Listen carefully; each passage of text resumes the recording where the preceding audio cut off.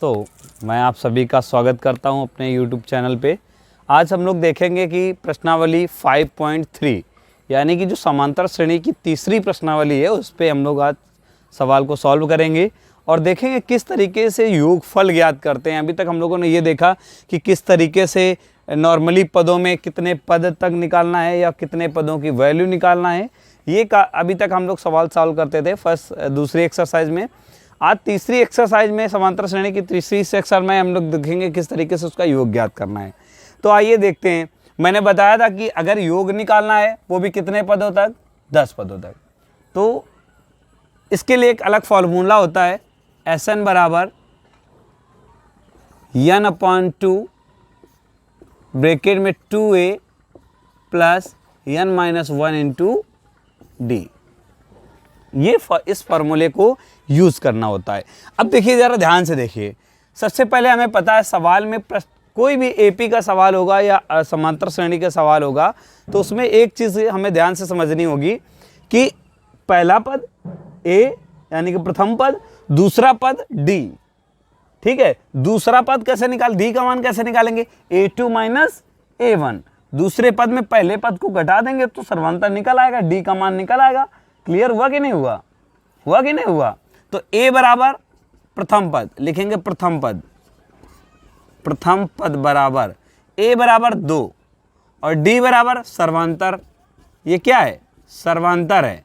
d का मान सर्वांतर कितना आएगा, 7 में जब हम 2 घटा देंगे तो कितना बचेगा, 5 बचेगा। d का मान भी पता चल गया। अब n पदों से मतलब ये क्या है, ये n की वैल्यू है। क्या है, ये n की वैल्यू। किसकी वैल्यू है, ये n की वैल्यू है। और Sn क्या है, ये Sn योग होता है। क्या होता है, फार्मूले में ये योग होता है। जब कह रहा है योग ज्ञात कीजिए तो यानी कि Sn की वैल्यू ज्ञात कीजिए। क्लियर हुआ। जब योग ज्ञात करने के लिए कहता है तो उसका मतलब क्या है, Sn की वैल्यू ज्ञात कीजिए। जबकि ऑलरेडी हमें सवाल में पदों तक कह दे।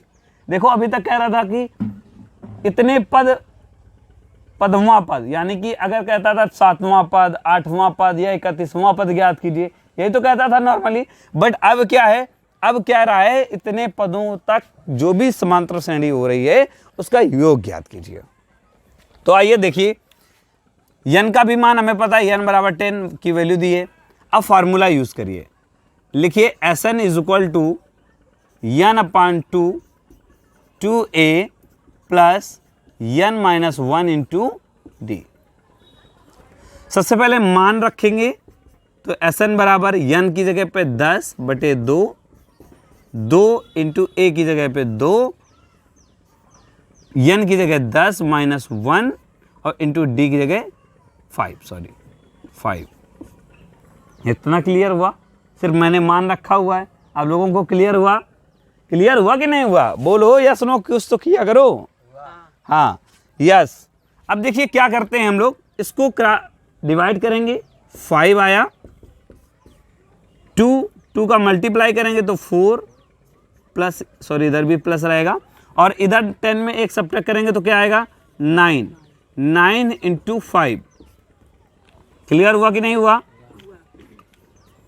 अब ये 9 इंटू 5 प्लस 4, 5 ये मल्टीप्लाई में वैल्यू है, 4 प्लस 9 में 5 का गुणा करोगे तो कितना आएगा, 9 में 5 का गुणा करोगे कितना आएगा, 45, 45।